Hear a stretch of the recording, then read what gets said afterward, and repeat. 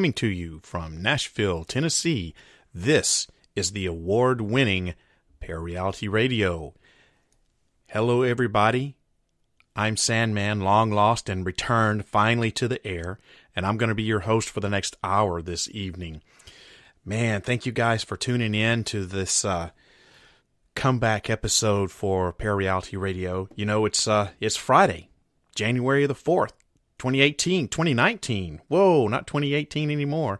It's January the 4th, 2019. And of course, that means that it's time for an all-new season of your favorite paranormal talk show, ParaReality Radio. Well, everybody, you know that I've been gone for a while. Again, for several years ago, I quote unquote retired, and that only lasted for about 2 years before, and then I came back. But tonight is my return to the air after another 18-month absence, and I know that you've all been wondering where I've been since June of 2017, and I feel that I owe you all an explanation. It seems that once again, life got in the way, and I had to unexpectedly and abruptly put a halt to production of ParaReality Radio. I'm not going to go into a lot of detail here, but because it's personal. But back in June of 2017, I had a major personal problem in my immediate family that I had to take care of. This lasted for basically about a year, this thing that was going on. And I had to deal with that issue, and I'm just going to simply leave it at that. It was something that came on suddenly and unexpectedly, and I just didn't have a lot of time to make any announcements or any updates to the website or anything. And then before you know it, a couple of weeks had turned into a couple of months, and a couple of months had turned into even more months, and I just didn't have the time or the energy, frankly, to update the website or really do much of anything. And on top of that, I've been going back to school trying to complete my master's degree, so I've been doing that, and that on top of the personal issue I was dealing with, like I said, life just took hold, and before I knew it, it had been almost a year and a half, and I'm like, oh my God, I can't believe it's been that long. So I've been itching to return, and my personal issues all resolved. I'm now taking my very last class for my degree, and quite frankly, I just couldn't wait anymore.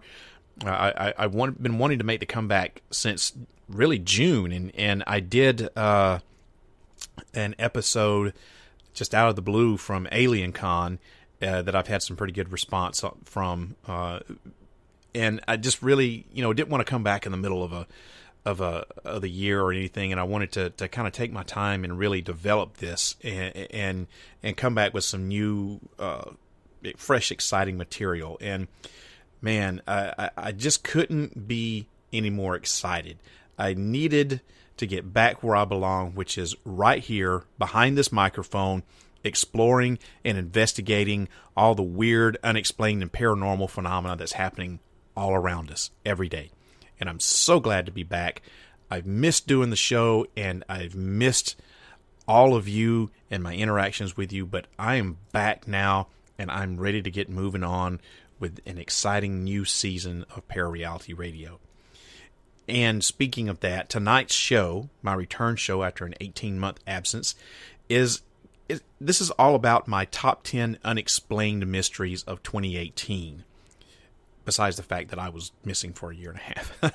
Now, these aren't necessarily paranormal in nature, but if you've been listening to this podcast for any length of time, you'll know that I don't just focus on the paranormal, but I focus rather on everything that's unexplained and mysterious.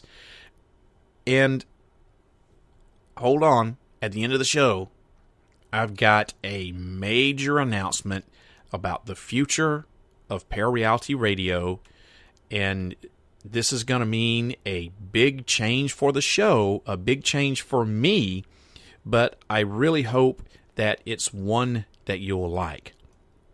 However, before I get started, since I've been gone for a while, let me tell you how you can get in contact with me, because once again, if you've listened to this show before, you know that there are several different ways that you can contact me here, Sandman, for ParaReality Radio. First of all, just send me an email. My email address is sandman@parareality.com. That's sandman at ParaReality.com. That's sandman at parareality.com. Or you can just simply go to my website, which is www.parareality.com, and you can contact me via the website. You can also find the ParaReality Facebook page by looking up ParaReality Radio there on the Facebook search. And I'm also on Twitter. You can follow me there at ParaReal Radio. That's at ParaRealRadio at ParaReal Radio on Twitter. And finally, you can still call me on the studio line. That number is area code 615-692-1170. Once again, that number to call is 615-692-1170. You can call and leave a message. And just be aware, though, that I may play your comment back on the show. I reserve the right to do that. I may also answer the phone as well, because you never know. I'm always in the studio, now I'm going to be back in the studio working on the show, so you just may actually catch me there, can talk to me in person, but I mainly use it for people calling to leave messages, and every once in a while they do. And I keep saying, I've been teasing this for years, that eventually one day I'm going to return to the live show instead of doing just a straight-up podcast. And I still would love to do that. I'm so excited about coming back to the air. I'm having to reel myself in, because I really wanted to start doing live shows to start off, out the gate. But I'm pacing myself. So anyway, those are all the different ways that you can contact me, Sandman, here on ParaReality Radio. All right, so now let's get into my top 10 mysteries of 2018. I'm going to do this in a reverse countdown from 10 to 1. So coming in at number 10 is what happened to Seattle's Mystery Machine. Now, this really has nothing to do with anything paranormal, but it is really mysterious and unique and kind of strange and quirky and weird. So I had to put it in this top 10 list, and it made, obviously, number 10 here. So what is the Mystery Machine in Seattle? Well, there's a soda machine in the Capitol Hill neighborhood of Seattle that was a mystery for, a long time, many years. The first thing that was mysterious about it was, why were its sodas only 75 cents? Why did they cost 75 cents when, sodas and vending machines all over the rest of the world, especially here in the United States, cost at least $1.25, and that's on a good day, and that's been going on for at least a decade. I can remember when I was a kid, to show you how old I am, I could get them for not 25 cents. I'm not that damn old. I could get them for 50 cents all day long. Now they're $1.25. And they've been like that, like I said, for at least 10 years. But there's even more mystery to this. The machine was really, really old. And I don't know how old it is, because I'm not a soda machine, aficionado, but it was seriously old. And it had this button on it that said mystery. And it's obviously for those of us who like to, live life on the edge there. And you hit the mystery button, and it gave you the soda of its choice, whatever it wanted to give you. Now, how this was rigged up, I don't know. The whole thing is just really, really weird. And it's not just the question of, what soda you're going to get by hitting the mystery button that made the machine such an enigma, but it's really its entire existence, because nobody knows who owns this machine. Nobody knows who stocked it, because no one was ever seen stocking it. And how can that happen when you've got someone that obviously has to you can't just roll up in there clandestine in the middle of the night with, a few soda cans and a backpack and do this real quick. I mean, if you're going to keep this machine stocked, you have to bring a ton of sodas in there, and you have to do it on the reg. And anyway, if you're going to do that, shouldn't there be somebody that sees you? I mean, I see the vending machine dudes at work all the time, and I watch these guys bring, and it's not just sodas that these guys are stocking. They're also doing, snack machines and stuff. And I see these dudes when they come in, and they have a dolly stacked up high full of crap.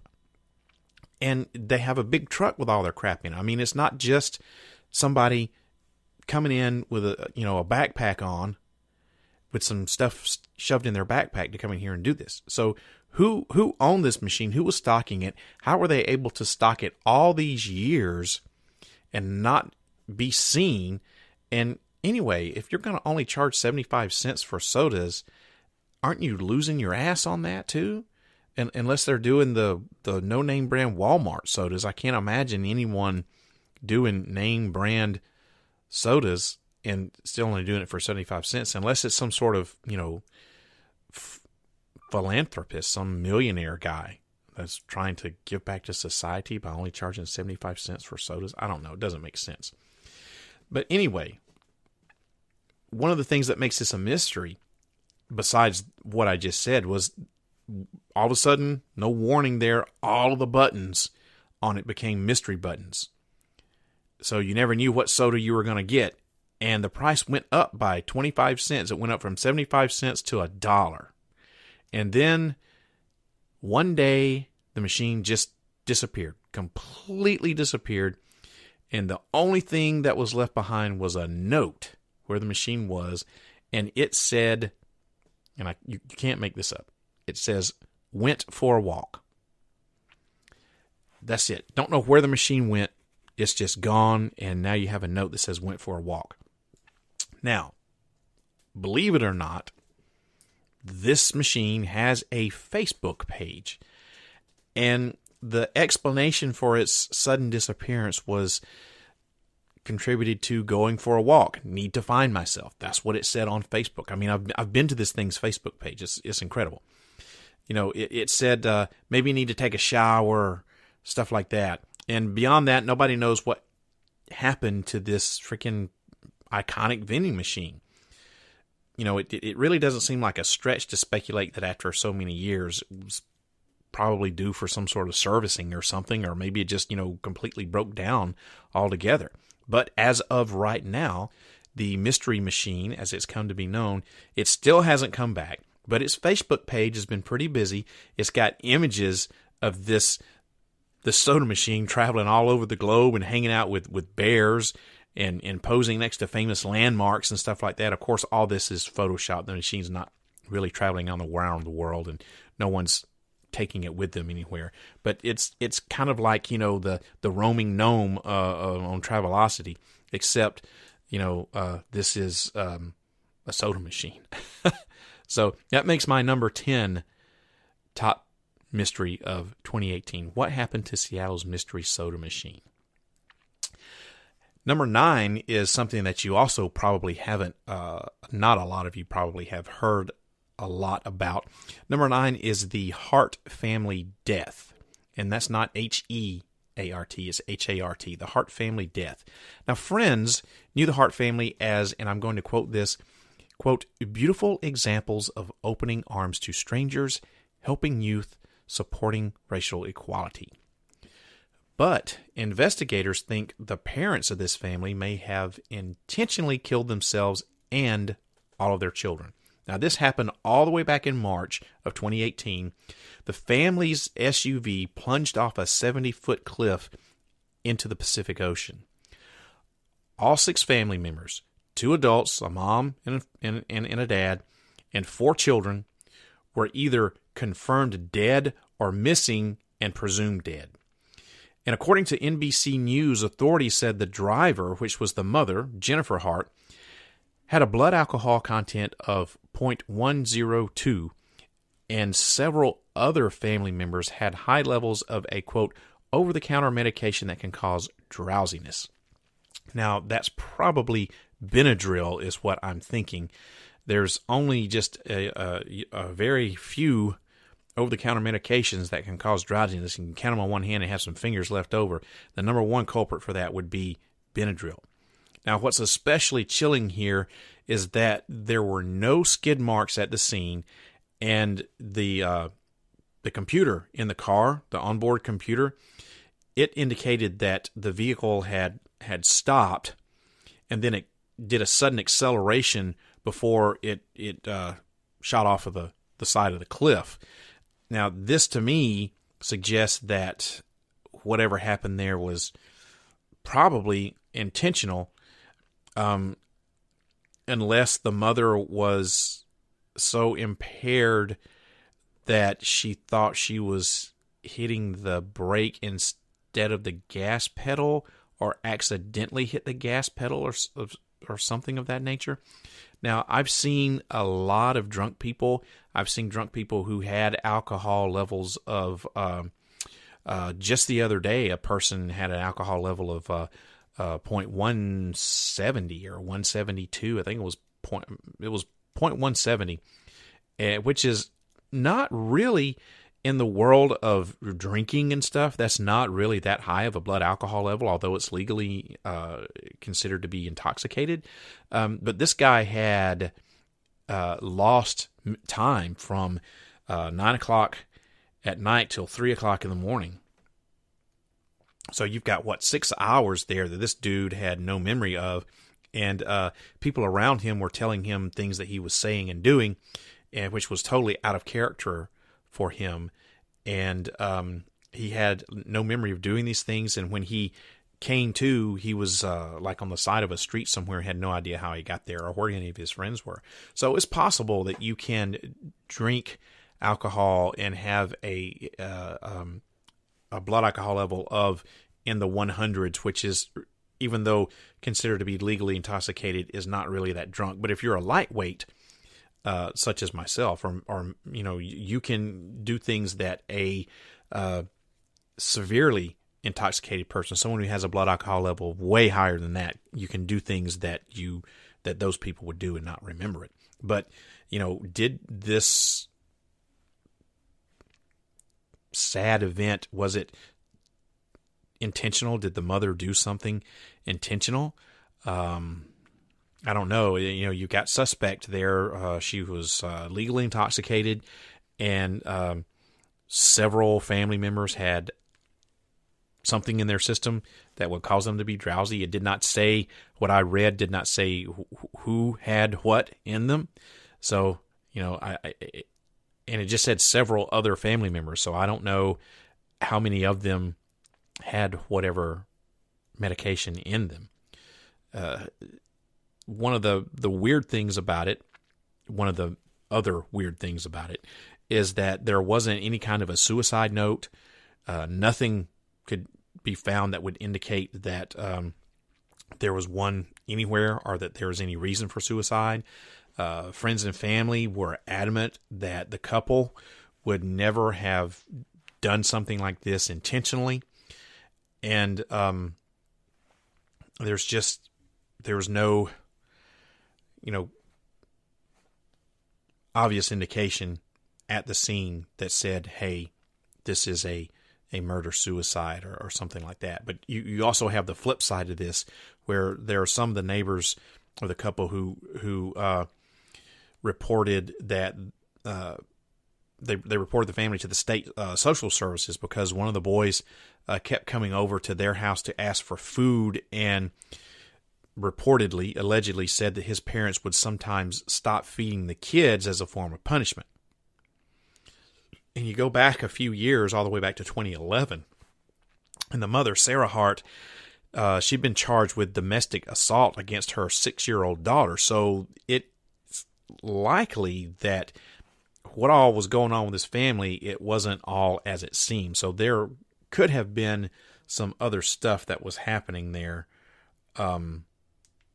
than simply just your normal, typical, everyday, run-of-the-mill, happy family. So that's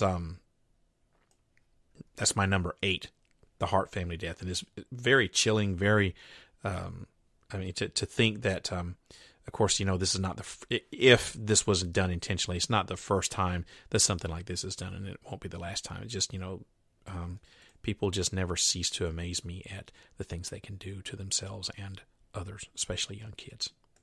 My number 8 mystery for 2018 is the bag of severed hands. Once again, something not a lot of you might have heard of. A bag of 54 severed human hands was found in Russia at a popular fishing spot.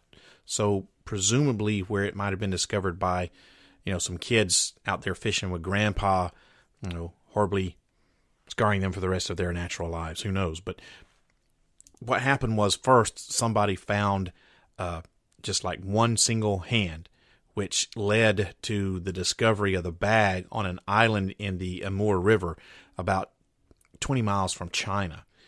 And according to the Siberian Times, the police were unable to determine who any of the hands belonged to, despite the fact that they had at least one hand that had usable fingerprints. But that didn't seem to help the police figure out the who, what, where, when, and why. Now, there were evidently 27 pairs of complete sets of hands that they found, if you count, the ones in the bag plus the first one that they found. And local media say that some medical supplies were also found nearby. This was stuff like bandages and hospital shoe covers. So there's a theory that maybe the hands were removed from cadavers for some unknown reason. So far there hasn't been any double hand amputees that's come forward to claim the missing hands. And the Russian government did say that they believe the hands were illegally disposed of by a local medical examiner's office, where it's evidently a weirdly common practice to cut off the hands of corpses for future identification.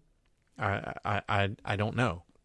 But there's been no updates to this in a long time. I haven't found out if any of the hands have been identified, but it seems really, really weird. Kind of akin to the situation where feet keep turning up in, somewhere in the northeastern United States, in the New York area, somewhere like that, where there's there's feet that keep washing up and they can't explain what's going on. It's really bizarre how body parts can just hands and feet just mysteriously just show up, and you don't know, can't find out where they came from. Strange. Number 7 on my top 10 list are the explosions from 4 billion light years away. Now, this is something you guys may or may not have heard of. This is a little bit more quote-unquote mainstream. This happened all the way back in the spring of 2018.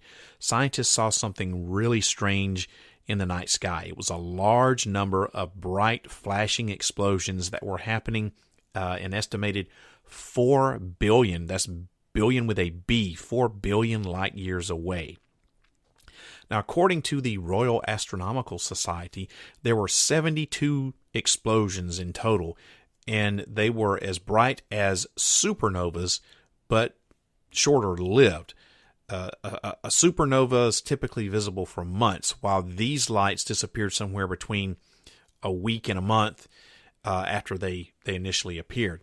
And scientists estimated that each explosion was between 10,000 and 30,000 degrees Celsius. Now, there's been some scientists who have proposed that the explosions actually were supernovas, but maybe the supernova illuminated a cloud of dust surrounding the star, and that's what the scientists were seeing. Or maybe they're an entirely new astronomical phenomenon. We don't know. What is known is that Stephen Hawking died just a few weeks before all this research was presented. So, is that coincidence? Maybe he's out there in the cosmos somewhere, just trying to keep scientists on their toes. No, I'm just making that up. But I mean, he did die a few weeks before this research was presented. But so we don't know what it was, but there was so many of these, like 72 explosions that you out in space somewhere, and you just can't explain it. Of course, now there are conspiracy theorists who say, oh, this could have been some alien race having some sort of nuclear type war or something like that. Something akin to what we would think would be a nuclear war. Is it possible? Yeah, it is possible. You have to look at the universe as a whole. The universe is infinitely big, and there's got to be more than just our little planet that has intelligent life on it. So is it possible that there's life on other planets? Yes, it's entirely possible. Is it possible that there were some advanced alien races that were blowing each other up 4 billion years away in the cosmos? Is it possible? Yes, it's possible, but it's not really all that probable in my opinion. So possible, yes, but probably not. Number 6. Now, this is something that I find very disturbing. This is a new canine illness here in the eastern United States. Now, we spend a lot of time freaking out about mystery illnesses in us humans because the media has done a really good job convincing us that some sort of global pandemic is just like, knocking on the door, and we need to stock up on we need to start doing our doomsday prepping stuff, all of our prepping gear and our guns and gas masks and canned food and all that sorts of stuff just in case. But what we do tend to forget about is that human viruses aren't the only ones that mutate, and humans aren't the only animals that get sick, right? Since early August last year, there's been this really weird, strange outbreak of some sort of funky respiratory illness that's been making dogs sick just in the eastern part of the United States. And it doesn't really correspond with any of the 11 common canine viruses and bacteria that cause similar symptoms. Now, there's a veterinarian in Hilton Head, South Carolina, who says that the dogs are all suffering from mild to severe coughing, and yes, dogs do cough, and sometimes vomiting or fevers and lethargy. And if you don't know what lethargy is, it just means that you have an altered mental status, for lack of a better term. So far, there haven't been any of these dogs that have actually died, but the fact that the test for common respiratory illnesses are all coming back negative is really concerning, and it could be some sort of indication that the virus is either a mutated form of one of these already known viruses, or it's worse, which would be something completely new. Now, the illness as of August last year had not been named, and I was going to look this up before I started doing my podcast, and I totally forgot about it, so I don't have a name of the illness for you, but it's serious enough that People magazine did a story on it, and they estimate that there's been around 1,000 dogs that have been sickened just in the Charlottesville area alone. And there's been reports of similar illnesses that's come as far away as Louisiana and Texas, but really officials aren't sure if it's the same illness or if veterinarians are just being, overly cautious about the whole thing. Now, I am a dog lover. I'm an animal owner, and one of the things that I've had to deal with within the past year was the death of one of my beloved dogs, Perry, the paranormal pooch. He was a constant friend and companion to me, and he did not die of this respiratory illness. He had cancer, unfortunately. He went on several adventures with me and was my best friend. Rest in peace, Perry. I love you, buddy. But it was very devastating to me to lose him. And so if you are out there and you are an animal lover and you don't know about this respiratory illness, you need to do yourself a favor and and you need to start looking up the 11 common respiratory illnesses for dogs. And you need to find out. God, I wish I had remember to try to find the name for this, but you need to try to find a name for this. You need to talk to your vet and see if there's anything that you can do to protect your animal. As of yet, there's no cure. There's no real definitive type treatment for it, and there's really nothing that you can do to protect your pet. So it's really it is so freaky because you just don't hear about it in the news. And now, if there is some sort of bird flu, oh my God, you hear about bird flu because, birds fly and we can get bird flu and all this other sorts of stuff.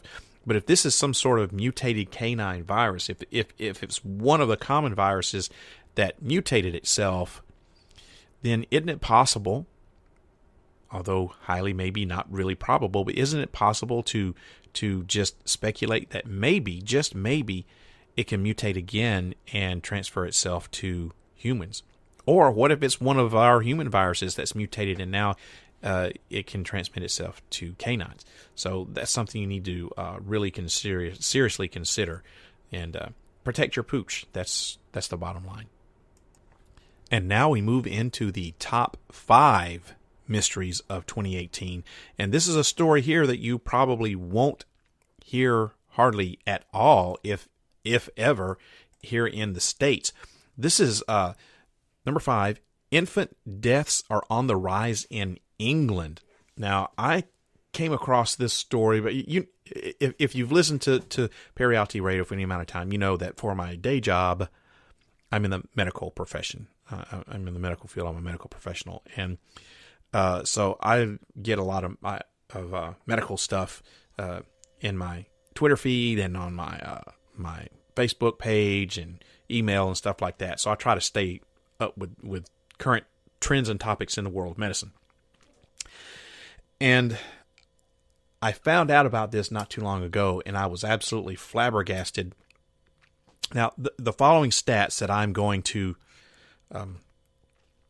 dish out to you are actually based upon 2016 numbers. But the report that I'm getting my information from wasn't released until the summer of last year. So it didn't come out till the summer of 2018. I think June of 2018, sometime around in there. And that's why I'm including that in this list, is because the report didn't come out till 2018, even though this happened in 2016. And stats beyond 2016, like 2017, 2018, they're not currently available, at least not that I can find, which is in itself a mystery, if you ask me. So in 2016, these are the figures, okay? So there were 219 unexplained infant deaths that occurred in England and Wales in 2016. Now, you're thinking, oh, what's so, mysterious about that? What's so unexplainable? Well, the unexplained infant mortality rate rose from 0.31 deaths per 1,000 live births, which is a non-statistically significant increase from 0.28 deaths per 1,000 live births in 2015. Now, this increase was driven largely by the 35.5% rise in unascertained infant deaths from 76 in 2015 to 103 in 2016. So that's a big rise. And the rise in unascertained deaths could be due to changing in practice among coroners in certifying the cause of death, or deaths are assigned with the underlying cause as unascertained when there's no clear evidence of sudden infant death syndrome. Now, it's not possible to say with any kind of degree of certainty that what's caused the change in numbers of unexplained infant deaths, but there are various factors that put babies at higher risk in England and Wales. Maternal smoking, for example, during pregnancy and postnatal exposure to tobacco smoke, they've been associated with unexplained infant deaths for years. And research shows that babies whose mothers smoke have an increased risk of sudden infant death syndrome, SIDS, compared with babies whose mothers do not smoke, and that the level of risk is greater with increasing levels of maternal smoking. Other risk factors include things like low birth weight and maternal age. Now, overheating and unsafe sleeping environments, like having the baby's head covered, have also been linked with unexplained infant deaths, and these situations can be more likely to occur during the winter through the use of extra clothing or blankets or central heat, at night when it's coldest. Further risk factors include things like the sleeping position of the baby, not properly breastfeeding or feeding properly at all, temperature of the environment and temperature of the sleep environment, including unplanned bed sharing and sleeping with a baby on a sofa. Over the last 10 years, the number of unexplained infant deaths actually declined by 23.2% in England and Wales, and this decrease could be driven by the advice and guidance that's available to parents from, there's the Welsh government, there's the Lullaby Trust, stuff like that over there. Since 2015, the Lullaby Trust has had an annual awareness on safer sleep, and it's called the Safer Sleep Week campaign. It promotes safer sleep advice where there's a number of health authorities who participate in this, and that further drives public awareness. The Lullaby Trust has also been has trained health professionals working with new and expectant parents about safer sleep practices, and it gives out advice and so forth and so on. And the majority of infant deaths occur during the first 4 weeks of birth. That's the neonatal period. But unexplained infant deaths are more likely to happen later on in infancy. Go back to 2016, all of the unexplained infant deaths, 81.3% occurred in the post-neonatal period. In other words, later on in infancy, after the first 4 weeks. This was at least 28 days, but less than 1 year after birth. Okay? And that's it may seem small, but it's a 1% increase from the last numbers that they had in 2018. So what is causing these infant deaths? I quoted a bunch of medical jargon and stuff, but really, we don't really know. Is it poor parenting skills? Is it poor environment for the infant? Is it stuff that's combined? Or is there something else that's going on? Is it literally something in the water going on over there in England and Wales that's affecting the health of these infants? It would be interesting to have some research done on the not just the smoking habits and the environmental habits and the educational background of these parents, but also what do they feed their babies? Is it what are they giving them to drink? What are their habits as far as diapering and products like I'm not a parent, so you can tell I'm struggling with this, like Desitin and stuff like that for diaper rash and everything. It'd be very, very interesting to see some studies done on that to see if there's any correlation in what is going on with that and these unexplained infant deaths. This very, very scary stuff on that. Very scary. Boy, that was utterly morbid and depressing, wasn't it? Let's move on, shall we? Let's get away from that. Let's talk about the number 4 in my top 10 unexplained mysteries of 2018. Number 4 is mysterious illness in U.S. government workers in China. Now, this is fascinating. No one is sure why American government workers in the southern Chinese city of, and I'm going to slaughter this, I'm going to slaughter this, of Guangzhou. Nope, that's not Guangzhou. Guangzhou suddenly started falling mysteriously ill. But the incident was eerily reminiscent of the unexplained illness that affected U.S. government workers in Cuba all the way back in the fall of 2017. Time magazine described those incidents as quote-unquote sonic attacks, and this left the victims with a strange assortment of symptoms like fatigue, insomnia, and cognitive issues. Now, American officials were worried that their diplomats in China had been subjected to targeted attacks involving odd sounds, leading to symptoms similar to what Time Magazine just described. Now, some of these symptoms are similar to those that you would have following a concussion or some other minor traumatic brain injury. Headaches, dizziness, nausea, some missing time, some cognitive issues, stuff like that. Now, the first person to be identified in China was an employee at the U.S. consulate who reported, quote-unquote, subtle and vague but abnormal sensations of sound and pressure.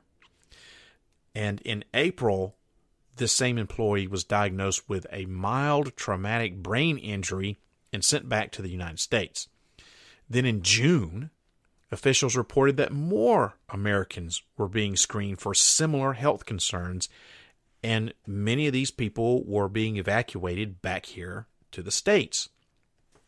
Now, Secretary of State Mike Pompeo said, and I quote, medical indications are very similar and entirely consistent with the medical indications that have taken place to Americans working in Cuba. And the government also called specific attacks, this is in Cuba, this is what the government said, they call those things specific attacks on Americans. So it's pretty clear that someone is allegedly out to get us. Exactly who, though, no one really knows. So these attacks that happened in Cuba all the way back in 2017 were of very similar origin and had very similar effects on people. Now, if you also investigate this a little bit further, the Russians come into play into all this. And we all know that right now our relationship with the Russians are somewhat strained, let's say. After all, we do know that they interfered in the 2016 election. And then you have some stuff going on the very next year in 2017 in Cuba, where some U.S. diplomats are falling ill with some unexplained, quote-unquote, minor brain trauma. And now it's happening in China. So you have these communist countries, for lack of a better word, that are all involved in this.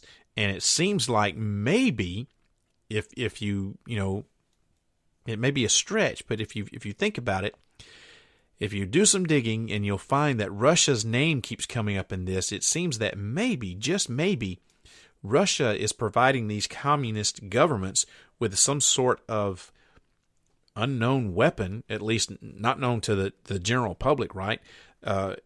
And they're using that weapon. Maybe they're testing it on diplomats from the United States. I don't think that's you know me, I'm not a huge government conspiracy theorist type person, but that does seem highly, highly plausible. And I think that if this were ever to come to light as to what was behind it, I think that I would probably be pretty close to the mark on that. But who knows? I mean, that's just my opinion, right? So now we move into the top 3 of my top 10 mysteries for 2018. So, number 3. This is something that's also very disturbing as far as the medical profession goes. There is a new polio-like illness here in the United States. Now, we all know that polio was officially eradicated here in the United States in 1979. Now, if you're too young to remember a time when the disease terrorized children and their parents, here's why polio eradication was a priority. It was highly, I repeat, highly infectious. It caused 15,000 cases of paralysis every year when it was at its height, and it really sucked. The vaccinations really sucked too. I remember getting vaccinated. That's how old I am. We take our polio-free society for granted because there's hardly anyone left who remembers how much polio sucked. Now, I don't remember how much polio sucked because I'm not that old. But I know how bad it sucked to get the shot. It was you lined up in school and they came down with this big gun and they shot you in the arm and you got your polio vaccination. And there are lots of people who have scars on their arms from polio vaccinations. I know people who or much older than me, but I know people who were affected by polio. It really sucked. Then, all of a sudden, nature decided to send us a little reminder about how polio sucked by inventing a disease that looks an awful lot like polio. It looks an awful lot like polio. And according to the Atlanta Journal-Constitution, a mysterious polio-like illness recently sickened 3 children in Pittsburgh and a handful of other kids in Minnesota and a handful of other kids in Illinois.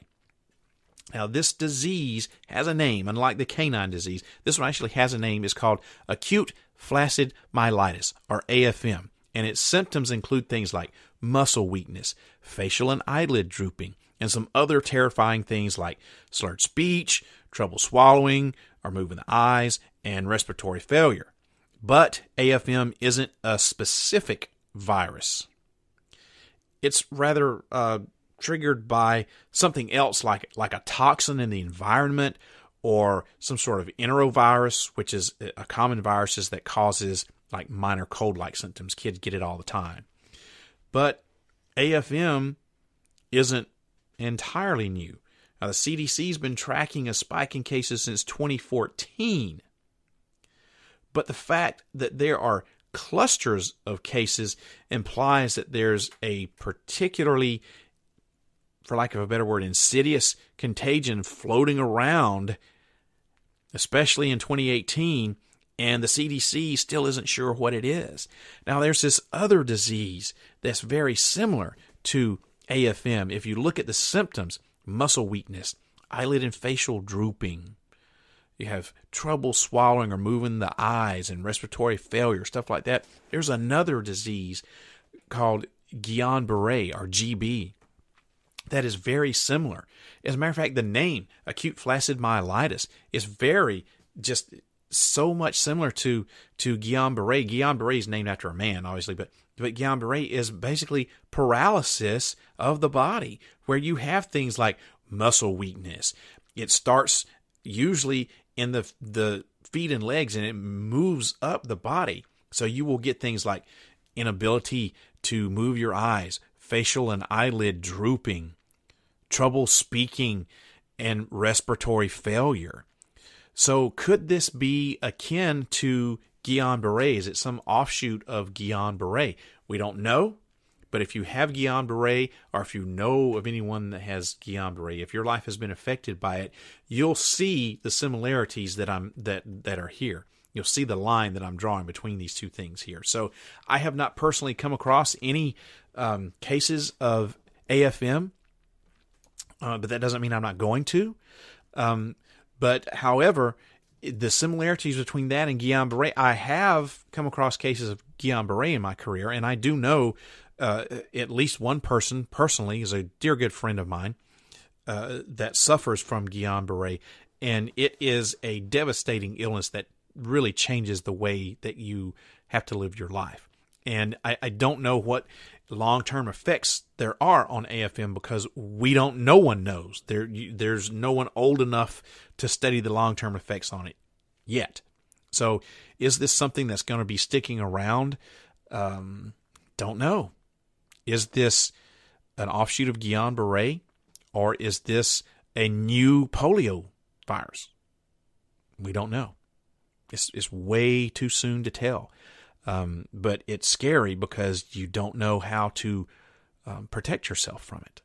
So is it airborne? Is it spread by blood? Is it droplets? Who knows? We haven't figured that out yet.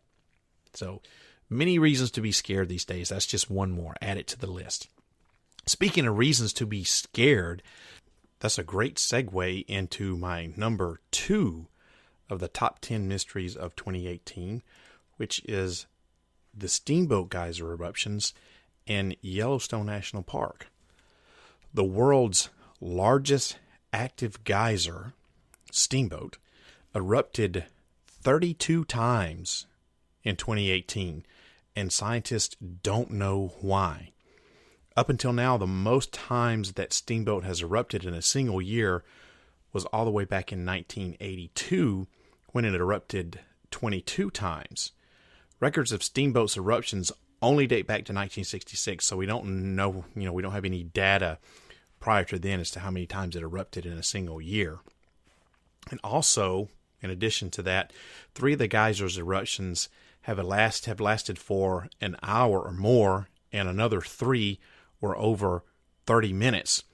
One eruption, in addition to those 6, one eruption lasted for 55 minutes, and there was another that went for 43 minutes and 8 seconds.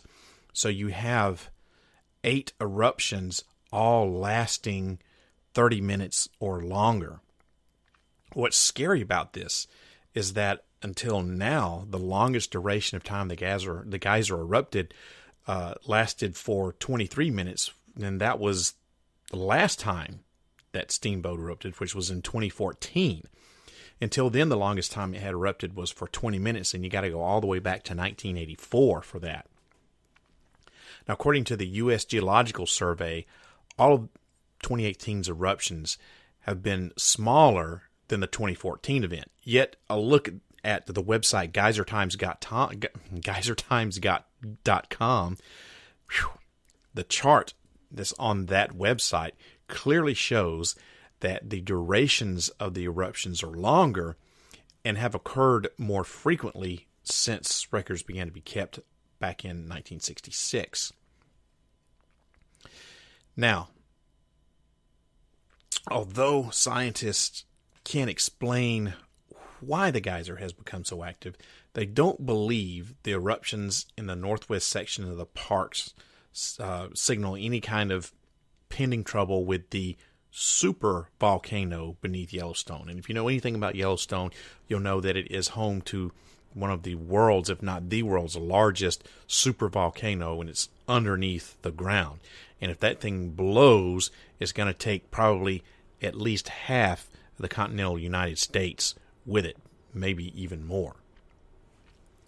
Now, there's a guy by the name of Michael Poland. He's the head of the U.S. Geological Survey's Yellowstone Volcano Observatory, and he told the news outlet Reuters that, quote, "There is nothing to indicate that any sort of volcanic eruption is imminent." Now, Steamboat, located in the park's Norris Geyser Basin, can shoot a column of hot water up to around 300 feet into the air, and its eruptions have always been unpredictable. Yellowstone's volcanic plateau is home to the world's largest, most spectacular hydrothermal system of colorful springs, thermal ponds, and geysers. Unfortunately, the park is on top of a giant volcanic caldera or crater, and vast underground chambers of magma flow beneath the surface of the park. Geysers erupt when the magma heats the water that has seeped underground. And of course, Old Faithful, the park's most famous geyser, is just a fraction of the size of Steamboat, and it erupts every 45 to 125 minutes, hence the name Old Faithful. Now, as for the Steamboat geyser, this guy Poland, he told a separate news outlet, the Washington Post, "It's cool, it's exciting, it's neat, it's nothing to be afraid about." Yet you got to go back, and as I was stating earlier, the website, what was the name of that website? Geysertimes.com.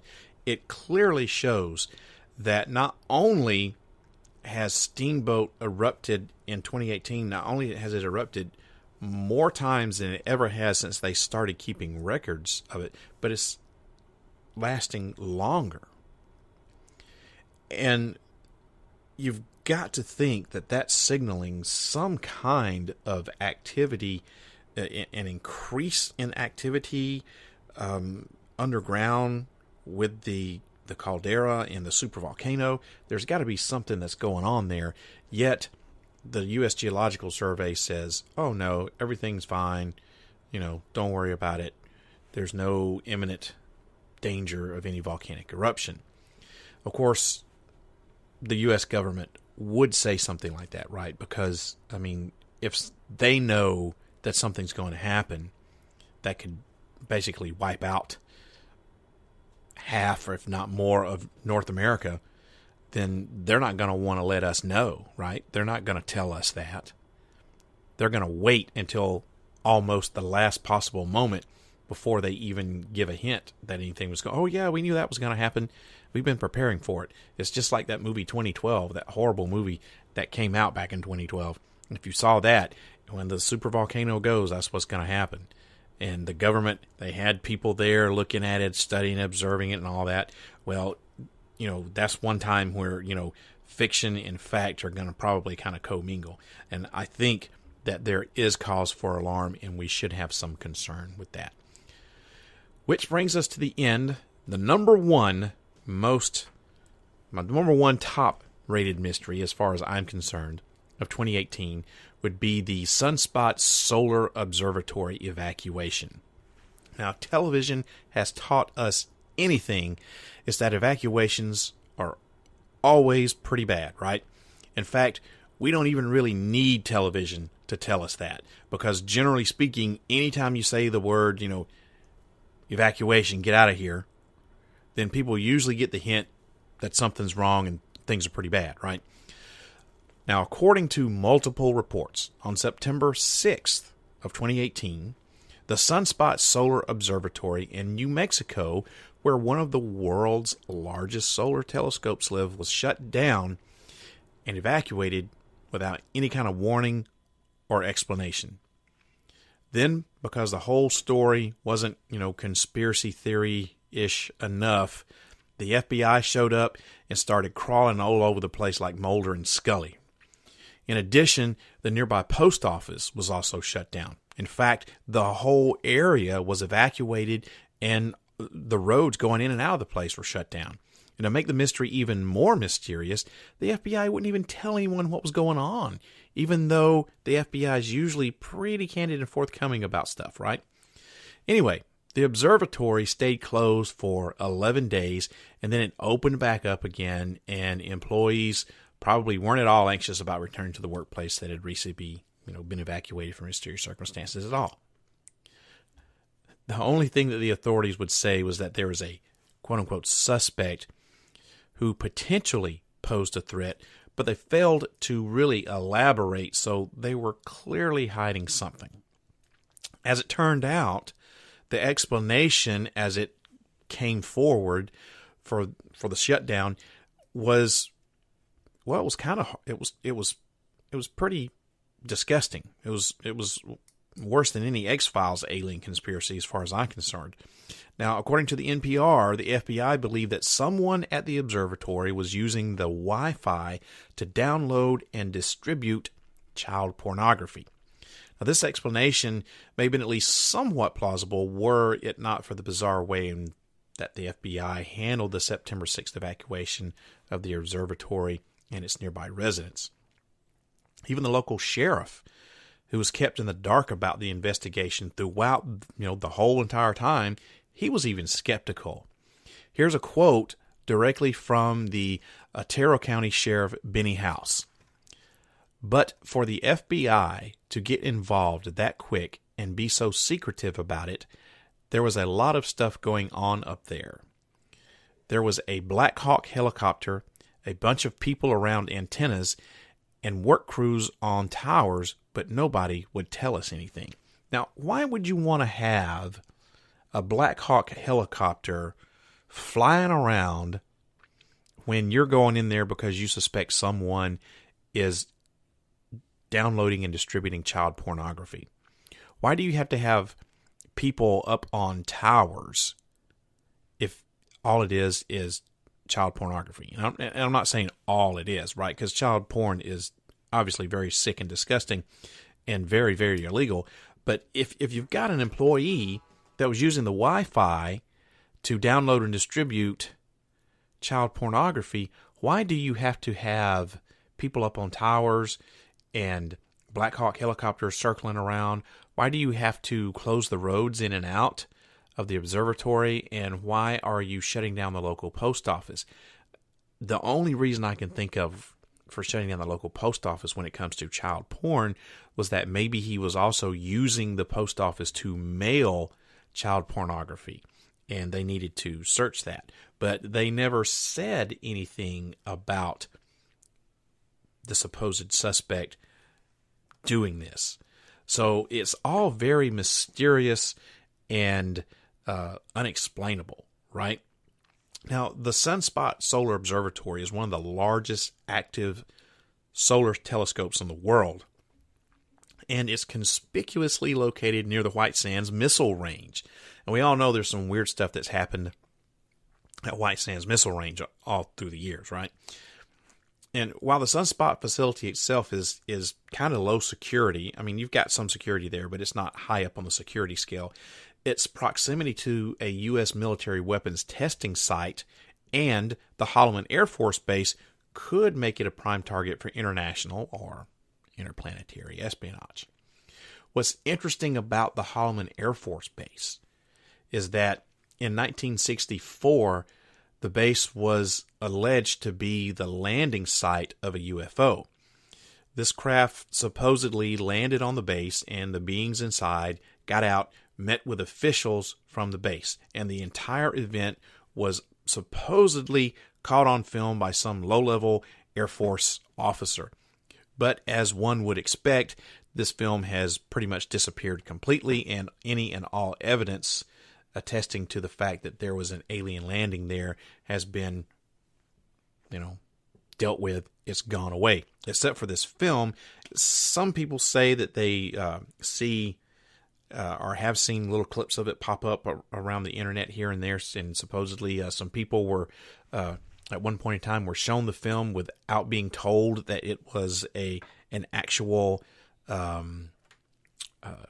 film of a UFO landing, and they just thought it was some sort of movie with great special effects and stuff. Of course, all that is hearsay. We don't have any actual proof because any and all evidence is lost or suppressed.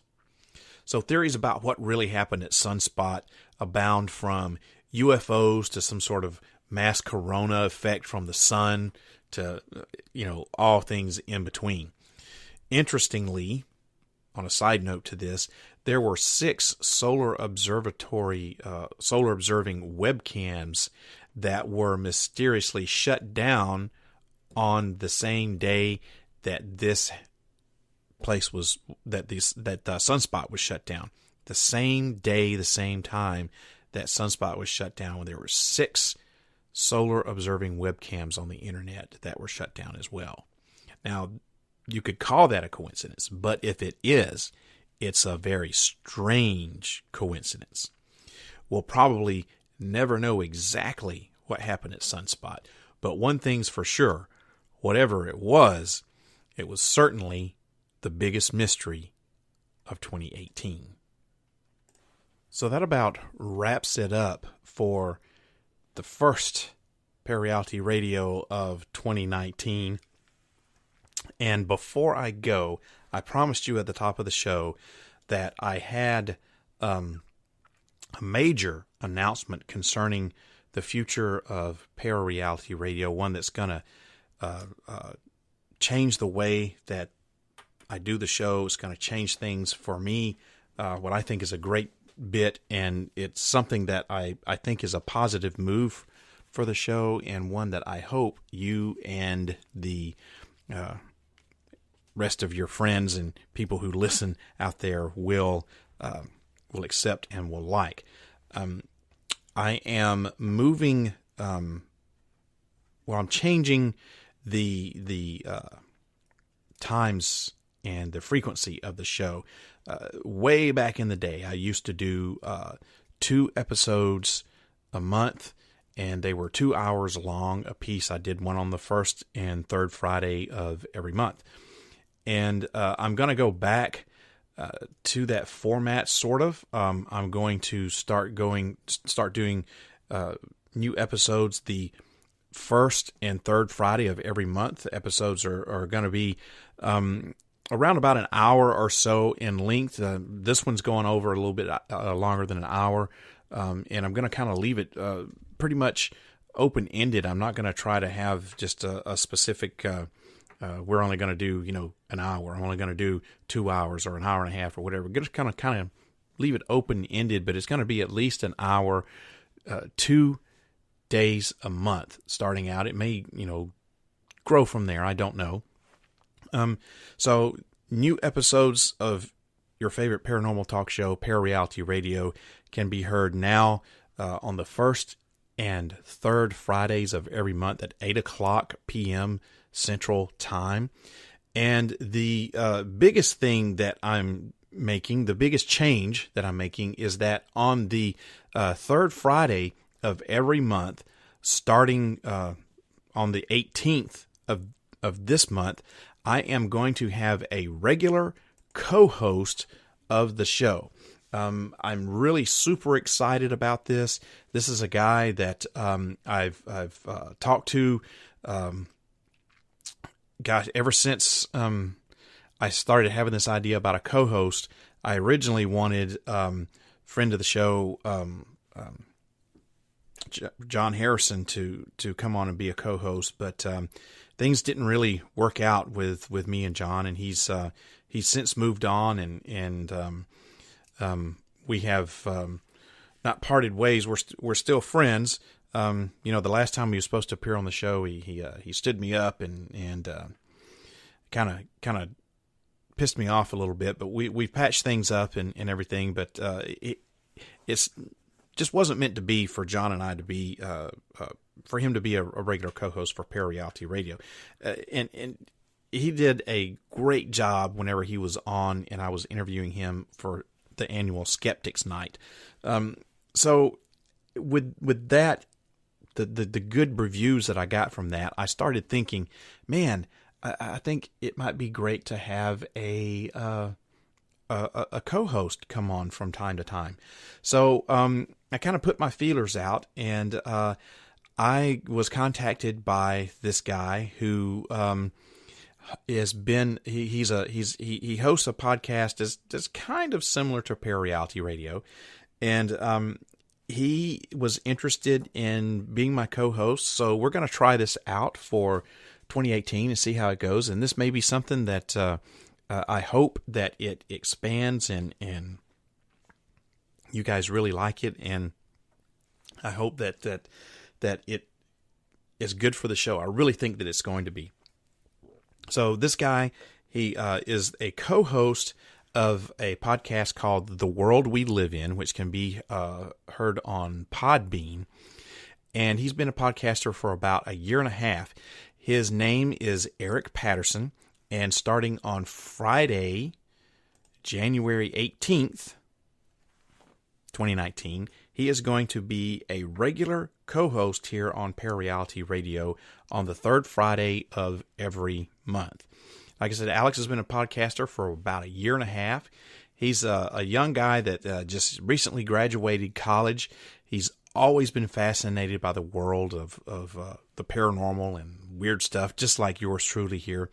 He loved TV shows like Fringe and Ancient Aliens. And as a matter of fact, those kind of TV shows sparked his inspiration into learning more about the world of the paranormal and the weird and the unexplained. And he started doing his own research and exploring new topics. And so that led him to looking for a creative outlet, which led him to becoming a co-host of a podcast called The World We Live In. In his spare time, he does stuff like CrossFit, plays soccer. He likes to read, play video games, and he's a big coffee nut. He's always got to have a cup of coffee with him. So I'm going to have some geeked up dude hyped up on caffeine with me on the third Friday of every month when I do a new show on ParaReality Radio. So I want to welcome aboard Eric Patterson, new co-host for ParaReality Radio. You can check his podcast out, The World We Live In, over on Podbean.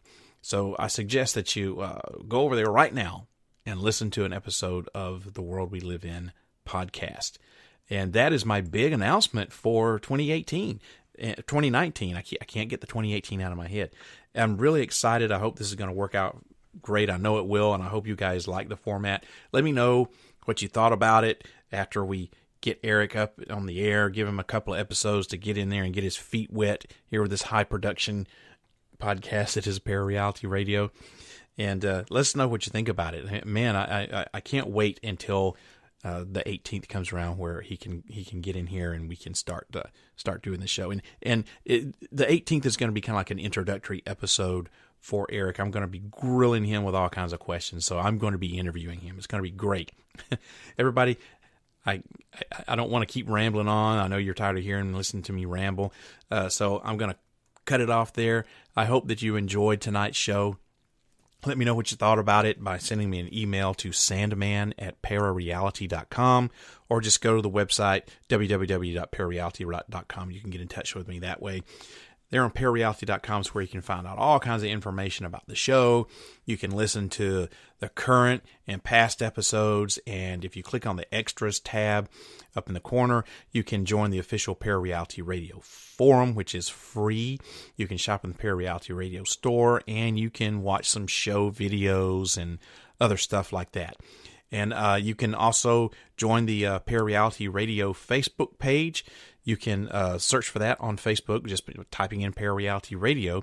You can also listen to the show on Facebook as well, and you can find out more about what's going on in the world of ParaReality there on the Facebook page. Don't forget, I'm also on Twitter, so you can follow me on Twitter at ParaRealRadio. I'll be tweeting out announcements like special guests, topics, show dates and times, stuff like that, so be sure to follow me on Twitter at ParaRealRadio. As I said earlier, my next show is going to be on Friday, January 18, 2019 at 8 p.m. Central U.S. time. So make sure you tune in, and find out all about Mr. Eric Patterson, new co-host of ParaReality Radio. Everybody, I hope this program opens your mind up to new ways of thinking, expands your consciousness, and produces a change in the way you see the world. If you wish to change, you must lift the veil of ignorance that has been cast over your eyes. Only then will you see the true power of the universe. I hope that you have a wonderful evening, and I will see you again in 2 weeks. Good night, everybody. If you wish to change, you must first lift the veil of ignorance that has been cast over your eyes. Only then will you see the true power of the universe.